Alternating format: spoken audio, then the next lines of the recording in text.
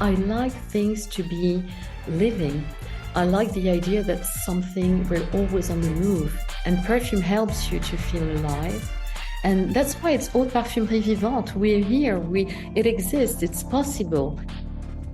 Welcome to Rodeo Drive, the podcast, the show about the visionaries who keep 3 blocks in Beverly Hills at the forefront of fashion and culture. I'm Kathy Gohari with the Rodeo Drive Committee. I'm Lyn Winter, your host for this episode. When you enter Henry Jacques, the haute parfumerie on Two Rodeo Drive, you'll feel like you've been transported back in time to a 19th century wood-paneled jewel box apartment or living room. This is the creation of Anne-Lise Cremona. She's the global CEO and the force behind the ultra-exclusive French perfumery, founded by her father Henry Jacques and her mother Yvette. Henry Jacques began in the 1970s, creating bespoke fragrances only for private clients. Then in the 20-teens, the company embarked on a new journey into retail, opening boutiques around the world where you can now buy from a collection of their classic fragrances. The interiors of the boutiques are as refined and sensorial as the perfumes themselves. Anne-Lise led this change, bringing haute parfumerie into the 21st century while preserving the brand's storied history and tradition. She joins me from Avenue Montaigne in the Paris boutique. Anne-Lise, welcome. Good morning, Lyn. It's a real pleasure to have this moment with you and to be connected with Los Angeles. Wonderful to be connected via 2 great luxury fashion streets. So, Henry Jacques was established nearly 50 years ago in 1975 near Grasse in the south of France. And your father began making perfumes in France when he met your mother, Yvette, and it was really a passion project, not a business. How did they meet and discover this shared interest? Actually, they met and got married in 1963. And they do everything together. They find their inspiration in their common passion. And this is also how it started with Henri Jacques. Did they share a sense of smell, or were they drawn to different fragrances? Actually, they share a sense of smell for sure.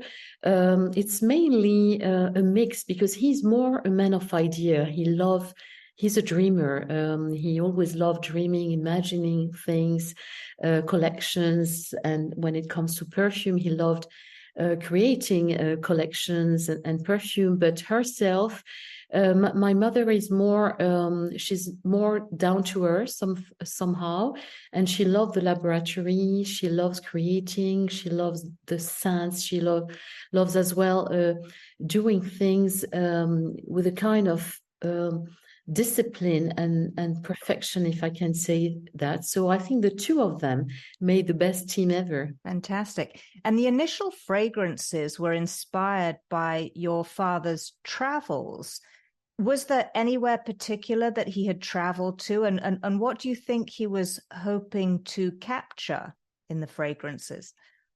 Actually, I always saw my father traveling. I think I grew up this way, and my sisters and myself, we used to love when he would come back from his trips, and he always had amazing stories to tell us. And of course, he was a big lover of United States. Like, we'll never forget how much he loved coming back for California, but also New York, but also Asia, Japan, Middle East also. So I think he really managed to capture the essences of the different cultures. He's always been very curious, so very excited to understand the different way of living, the different tastes. And actually, this is all about perfume, because perfume is really something that requests a lot of sense of cultures as well, because, you know, we have components coming from all over the world. So you need to understand the country, the culture, the nature. And you joined the Maison in 2010. So what were you doing before, and had you been involved in what your father was already building before you joined the company? Yes, yes. I was involved much before because, when the company really started to grow, let's say I was 19, and at that time, I must say, even interrupt my studies to follow my father. And then for really personal reasons, I moved from south of France to Paris, and this is where I started a new life, far from the company, not far from the family. And at that time, I had a family quite early. And in the meantime, I started working for international groups, perfume groups. So I have, let's say, both experience today because I spent quite a lot of time, in the two different fields, let's say. And in 2010 and 10, as you said, 11 exactly, I came back. I came back because it was time to come back, but mainly because there was an emergency. The company was going to close. And at that time, the idea of seeing, all this work and my parents' life just stopped like that was just impossible. And this is what really drove me, gave me this conviction that I had to be there at that time to help. And in fact, I never left. And of course, he's very happy to see his name in the Avenue Montaigne, I think. And so the family happy, happy and complete somehow, to see things going on. And I guess it's immense joy to feel that all what you did, in your life doesn't have an end, continues somehow. Absolutely. So that's Absolutely. a real reward, yes.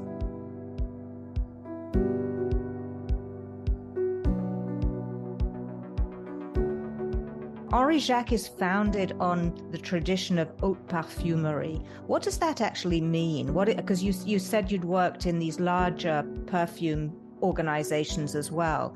Can you sort of describe the difference between haute parfumerie and everything else that's happening in the industry? Thank you for this question because it's something very important. Why haute parfumerie? I used to describe our work. The easiest way I found was to speak about the haute couture. And in fact, when I digged into the haute couture origin and signification, I really found a lot of link between the way we work the perfume and the haute couture. Some of them, for example, are the fact that we produce everything in-house, for example, that we do a lot of things by hand, that we keep using a certain know-how that doesn't really exist commonly today.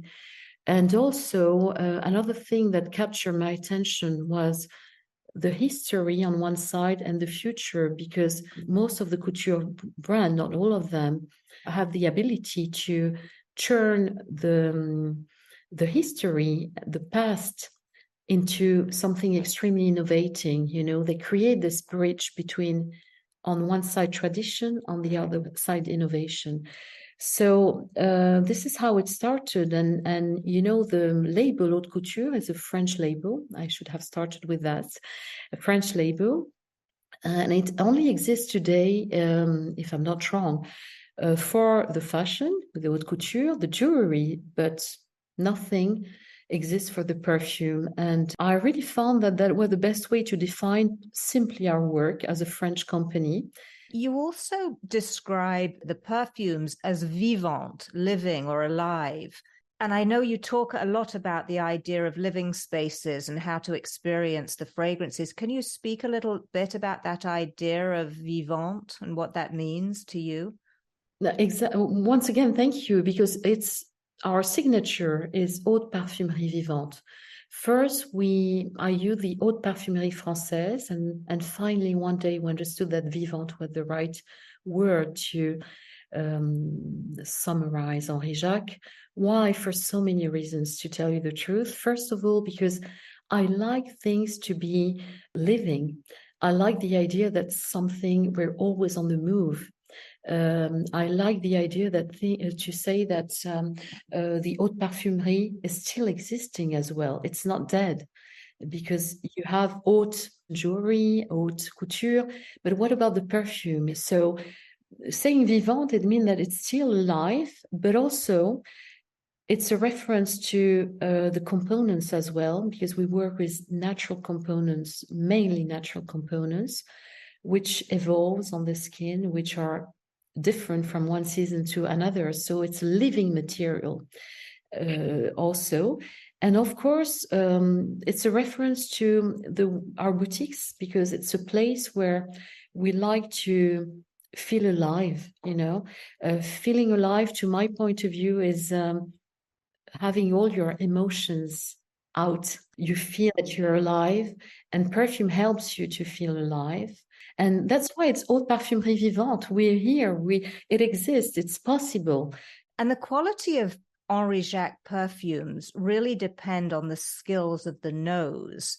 And there was a very revered nose, Joseph Sassy, who was from the French School of Haute Parfumerie, and he was an integral partner with your parents.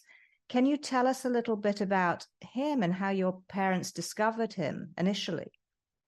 Yes, absolutely. It's what I like most of all about this story is the friendship behind.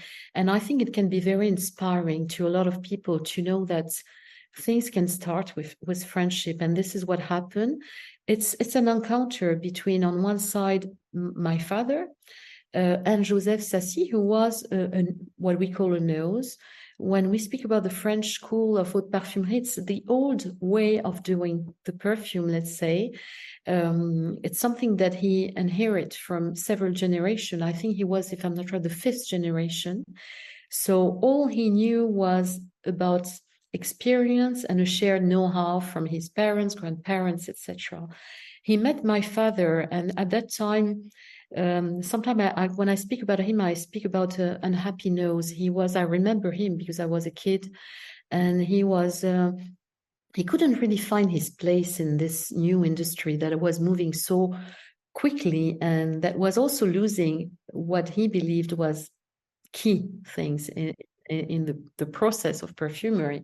So he couldn't really find his place. It happens, often. And then he found in my father this passion and the dream side of my father really did the job, because my father loved this idea, and he really they became close friends and decided to do something together. So what is beautiful between even not only the duo, but also my mother was involved, is that together they've been able to go even further, because my parents had this sense of beauty, of excellency, that pushed the level even higher.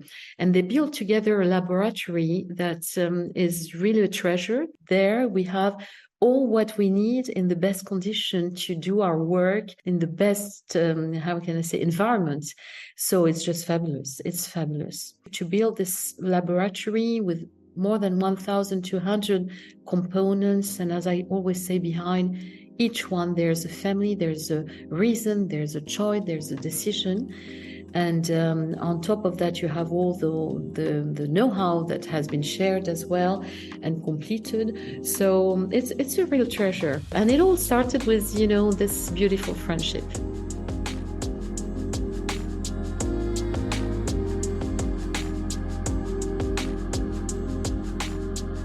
And today, you don't have a nose or a star nose, right? Or is it you? Who is the nose? And that's a good question. We don't have a star nose. I just thought a lot about that when I came back to the company. First of all, for one reason, it's a question of respect also, because the patrimony that we have is so rich that I wouldn't like to forget it. I love to use it and to enhance it. So having a star nose most of the time is more a marketing thing, most of the time, because it gives the possibility to express something. But in our case, we have a committee composed of myself, of course, and a group of persons that are in the laboratory, work in the laboratory sometimes for more than 20 years. And the idea is always to move forward, but to never forget the signature, the style, what we learned, from this previous experience. So it's not the easiest way, for us, it would be much easier to start everything from scratch sometime when it comes to creation of perfume, because we have very complex, everything is complicated, I must say, with Henry Jacques, but so we don't take the easiest way, but this committee is the guarantee to preserve what we believe is key. Yeah. I mean, I'm curious, in your opinion, do you think you can really truly develop a nose, or do you think it's a sort of genetic predisposition, a bit like a super taster? Well, two things, First, it's a talent for sure that we don't all have, that's for sure. Some have this ability or this passion for senses. Others don't, but at the same time, it requires a lot of work. And I can speak about that because my youngest son, Antonin, is actually studying perfume. And when I see him smelling 600 different, components, or it's impressive. And it deserves a talent, for sure, but also a lot of work and a passion for that. Mm-hmm. So it's dedication. It's a full dedication, to my point of view. I mean, it's fascinating because I know that there are, some people that cannot genetically smell vanilla, for example, but I wonder if there are other essences or elements that people can't smell, and you wouldn't necessarily know that because some of them are so rare that you would never think to test. It's also a question of memorizing, smelling, and memorizing. First, we don't all have the same sense of smell. That's for sure, and I can see it every day. When we're around the table, you can see very quickly those who have this facility. Some have a huge facility, but at the same time, it requires a great memory because you have to remember everything. You have to remember a scent. It's not easy. And when you have 1,000, it's even more difficult.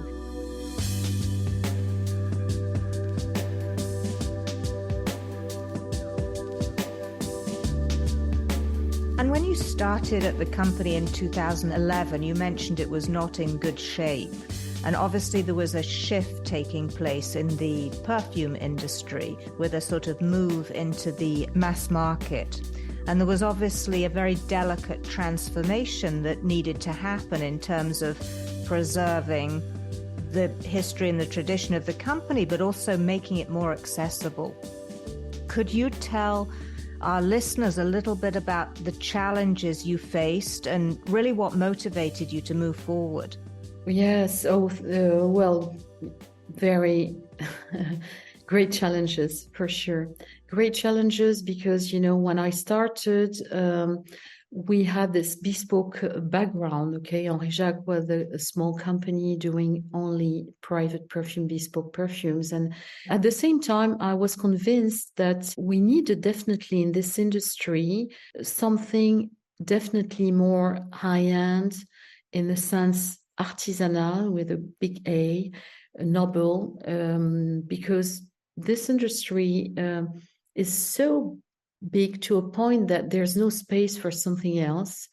And I was very frustrated to see that we had high-end items, we had great products in so many fields. If you take the wine, the cuisine, the leather, the haute horlogerie, etc., we reach amazing levels. And when it comes to perfume, we didn't have much more choice than just buying a perfume on a shelf, jumping in your plane, or in big shops where you only have shelves and people aggressing you with praise. This is how I felt at that time. So I definitely thought that we had to write a new page, and I was convinced. that I was right. And this is what I did. So we started discussing with Harrods, actually, that came to us. They want definitely to have Henry Jacques. And I must say that it's been a big turn because the team understood really my concern. And together we moved forward and we decided, they decided, of course, to open a floor for what we call today the haute parfumerie. It was in 2014, but in our case, what was amazing is that we arrived with a full project, a concept, with a boutique, with a collection, completely dedicated to our art, let's say. So, but once again, today it seems maybe normal, but 10 years ago, it was not the case. You know, for a French house, a maison with such a great tradition, was it a strange decision to open first in London rather than in Paris or elsewhere in France? No, for two reasons. First, because, when you're in such a situation, you just have to go where things move faster. And London was extremely dynamic at that time.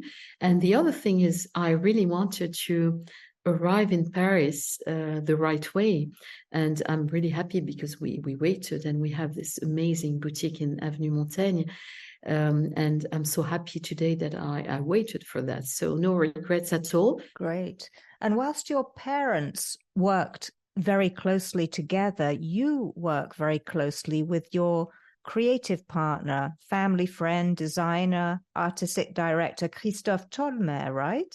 How do you work together and what has Christophe's role been in the evolution of the brand? Well, Christophe is, yes, the artistic director, but also the architect of our boutiques, and he's extremely present. It's really magical. Let's say that it's magical. Actually, we were close friends for years, and we met again. When was it? Just before Harrods, and this is probably the best thing that happened to me to meet again Christophe and to work together. I have so much respect for his work, but he also respects so much my vision. So the two of us is something very special. Mm-hmm. I just send a message, he catches it, and then it starts.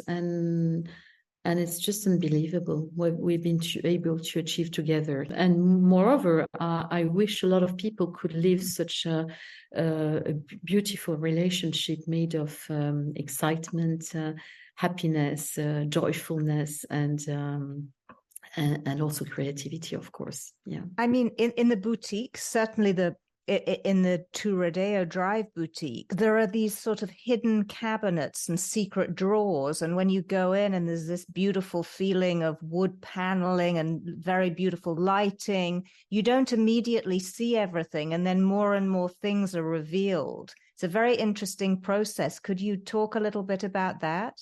Yes, once again, thank you, because you got it. It's, imagine it's the opposite of a marketed brand, in our industry, everything is visible, everything is expected. And here we do the opposite. We have mystery, we have the cabinet de curiosité with some amazing pieces that can arrive in a boutique. It brings the friends and clients that come to this boutique, it brings them in a completely different world, and they travel, and it helps people to be happy.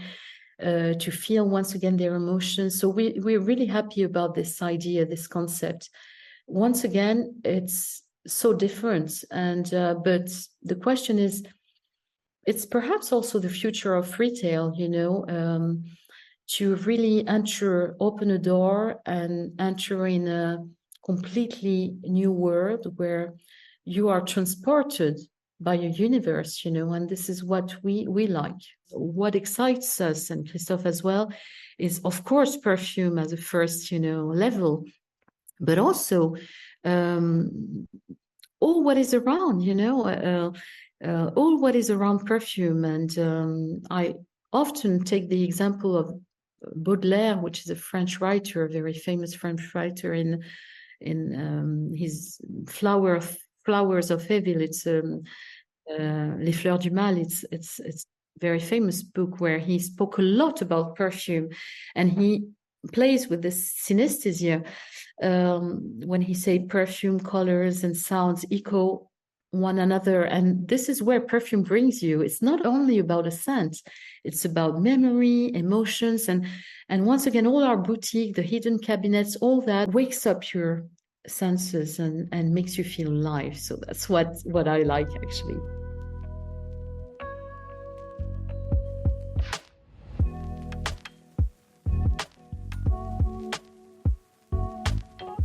You have 10 boutiques around the world, and they're in Asia, the Middle East, and Europe, and the US. And I know you recently opened in Tokyo. So all very different cultures.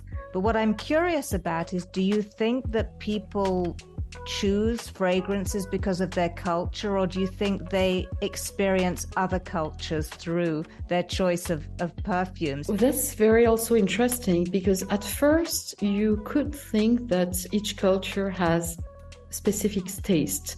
But when it comes to perfume, and in that case nature, humans are humans. And in fact, they have a lot of common points. Of course, there's points of differences, but then more and more, they're not so obvious. They're not so visible. What is common to all of our clients from all over the world is the sense of beauty, the quality. They're very sensitive to wearing something that really enhanced them. And after, of course, there's some differences, but they're not always about culture. Let's see the Japanese, for example, because we were in Japan recently. It's such a delicate culture, and they have a fascination for details. So they have to understand everything to really understand what they do. But at the same time, they have this sensibility to details, as I say, but also beauty. And when they understand the product, they'll just love it, because they understand what's inside. They understand the beauty of the earth, the creativity, all that. And when you go to US, for example, I think there's few people in the world that are more passionate than Americans about perfume. It's just incredible. You know, we were present in the 80s, 90s more, and then for a while, not anymore. And we still have clients that write us every day, you know, some that ask us the grandparents, grandmothers, perfume, etc. Some that really want to know our new collections, and they have this real passion for perfume. But same thing in Middle East, same thing in Russia, Paris. French people love great perfumery, so it's a little bit universal. And of course, some, due to the climate, due to the culture, can request for lighter, heavier, more woody, more spicy. There's a bit of differences, but at the same time, when we see our collection, maybe the 50 classics, which are the iconic collection, in fact, they all have their success. There's not that many difference between one country or another.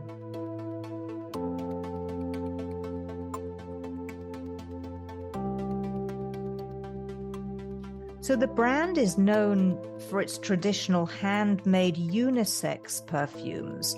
So I'm curious, what makes a perfume not gender specific, in your opinion? It's not at all about, you know, a tendency that we have today. It's simply because I remember, let's say, one of our great clients used to say that gender in perfume has been invented for marketing reasons. That's it. Because in fact, flowers, if you really think about that, and even not only flowers, wood and all the components are not meant for men or women. It's universal. This summer, for example, I was in Italy. I spent my summer in Italy, and one of my son wore a perfume called La Nuit, which is really made of flowers. You know, it's an amazing flowery perfume made of white flowers, orange blossom, etc. So imagine in Italy in the summer, in the evening, when he would go out and use this perfume, everybody was crazy in love with the perfume he would wear. And who could imagine that this perfume would suit a young man, young boy? And in fact, this is an answer to your question. Why? Why not? Why not? It's just a question of sensitivity, and this opens another door about the art of living, the modernity today, which is to really not only listen to your emotion, but also perhaps change your clothes, but also your perfume depending on the weather, on your mood, etc. So once again, it's too reductive to say this one is for men and this one is for lady.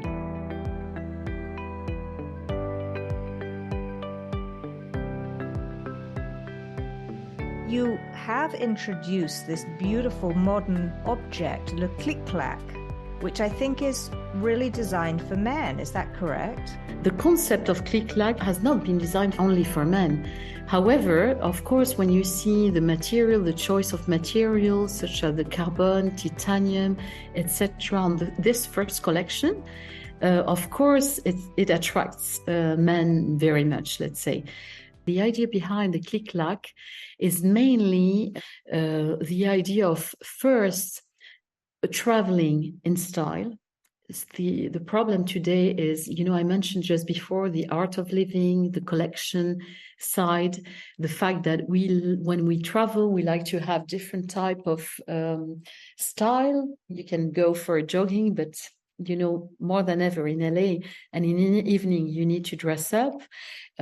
Perfume should follow that. And most of our clients understand the beauty of having a collection of perfumes and change. So imagine the problem to travel with our beautiful bottles when you go for a weekend or when we go for a short trip. So we had some client that would come with a whole suitcase of perfume. This is how it started. We imagined that it would be great and to create an accessory that could be easy to travel with, and also that could give a sense of allure, style, accessory, because we miss accessories and men miss accessories. And just so our listeners understand, it's a solid perfume, correct? It's a solid perfume.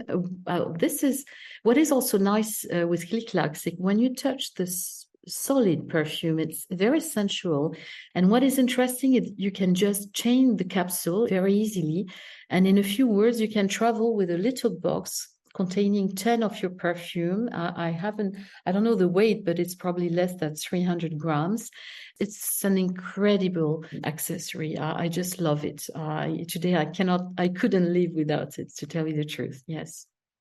And in bringing the house into the 21st century, you've also added other ways of using perfume. You have these essence, which are the drops through beautiful crystal rods. And then you have the broom, the mists. And I believe that you invested in some very interesting technology to create the perfect spray or a specific spray. What is really interesting is the modernity and the technology side, not only in the spirit of the collections, because as you mentioned, we have different variation, which means that sometimes we will use, the essences, the idea of skin perfume, a few drops, but also the mists, les brumes, which have as well highly technological concept, but also the solid perfume that I mentioned. Those are the three variations of perfume that we propose, and each of the presentation are highly technologic.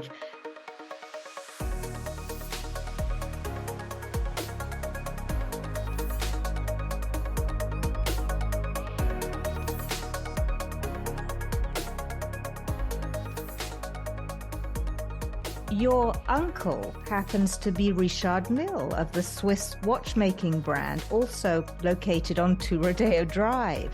And I understand he acted as a broker of a first collaboration between Henry Jacques and Rafael Nadal and his wife Maria Perello. Is that correct? Yes, absolutely. And could you tell us a little bit about that interesting collaboration? Yes, first of all, a few words about my very dear uncle, Richard. He's my uncle, he's a mentor, but he's also one of my best friends. He's absolutely amazing. And of course, Richard has many friends, and everybody knows the close relation Richard has with Rafael Nadal. And he just spoke about the Henri Jacques. That was very easy. He spoke about it. Rafael was so excited. He wanted to have a bespoke for him because he loves perfume, and Maria, his wife as well.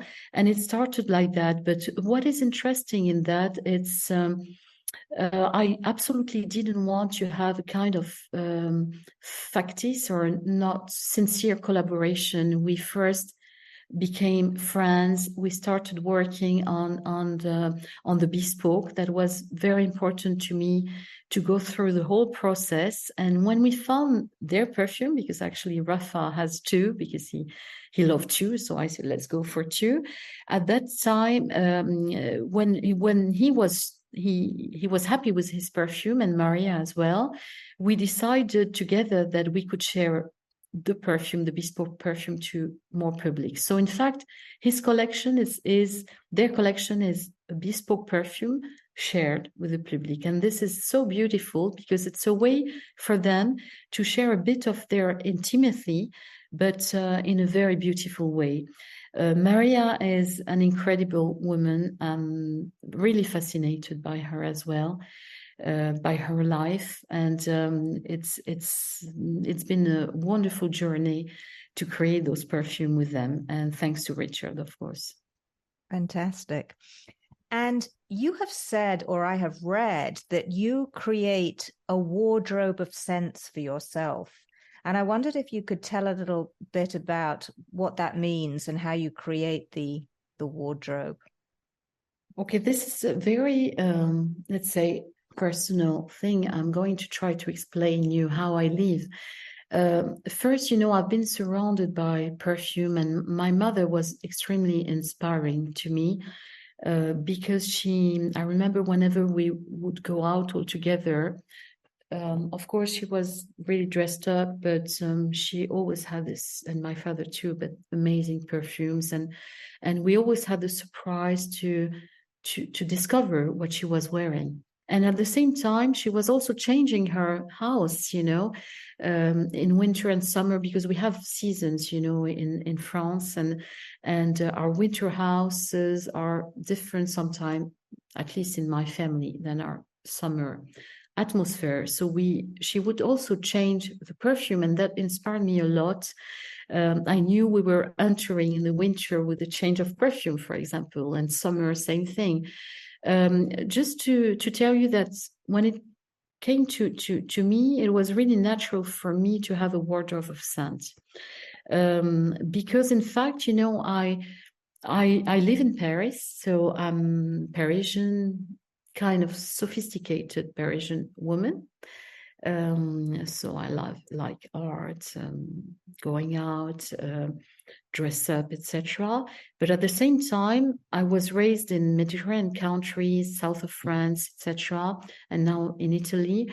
And I just love changing completely in summer and walk without shoes, you know what I mean, and feel the nature, etc. in summer. So my perfume automatically follows me. And I have a collection, a wardrobe, but it's something very natural. I compose it very naturally. Of course, I have my own bespoke, and I use also a lot of our classics. I really love a lot of them. And also, as I mentioned, we have 3 variations. I like some of them in solid, some of them in essences or in brink. So I play with all that. And we have actually introduced this concept in our boutique that a lot of clients follow, because it's to my point of view really the modernity, and I love living like that, and I'm not the only one around me, And if I want to have a bespoke fragrance made, how do I go about that? And is that what you call the self-portrait experience? I'm curious how long it takes and what is the process of having a bespoke fragrance made.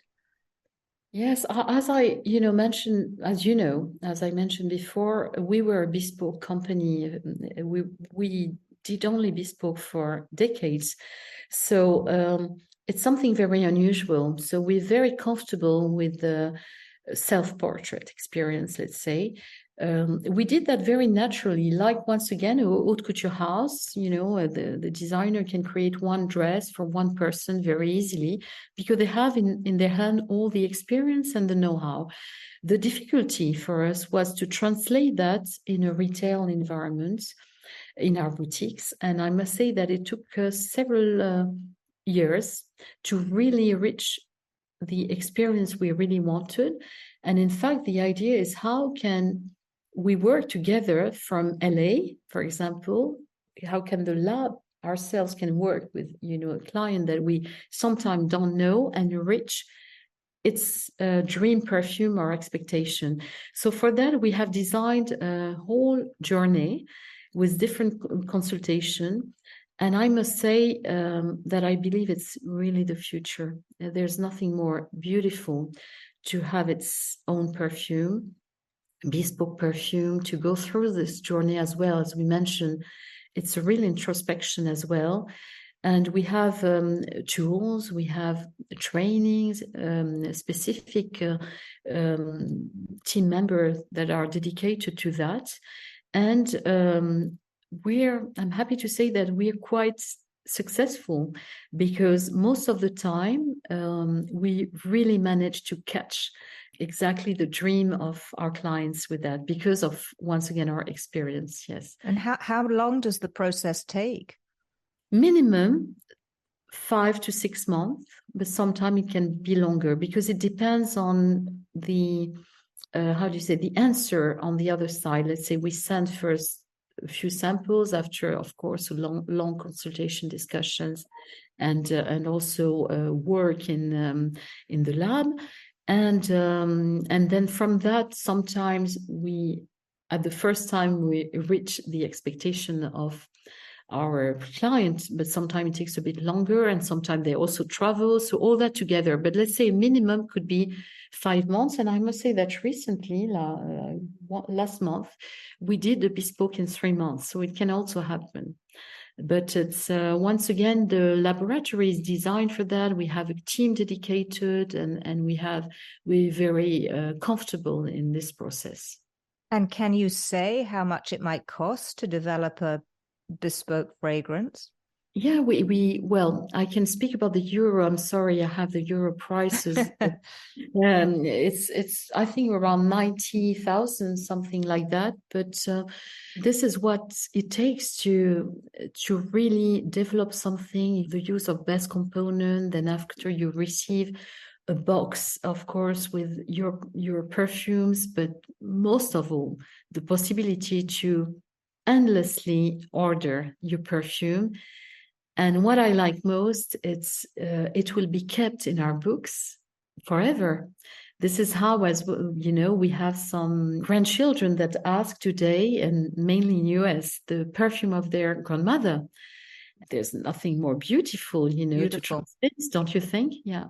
And sometimes all what you remember is that. And you never forget, a perfume when it's really the identity of someone that you love. Thank you so much, Anne-Lise. Thank you, Lyn. Thank you. Anne-Lise Cremona is Global CEO of French perfumery Henry Jacques, located at Two Rodeo Drive in Beverly Hills. Today, she is redefining the meaning of wearing a scent. Rodeo Drive, the podcast, is presented by the Rodeo Drive Committee with the support of the Heyman family, Two Rodeo Drive, Beverly Wilshire, the Four Seasons Hotel, and the Beverly Hills Conference and Visitors Bureau. This episode was hosted by Lyn Winter. I'm Kathy Gohari with the Rodeo Drive Committee. Join us on Instagram at Rodeo Drive.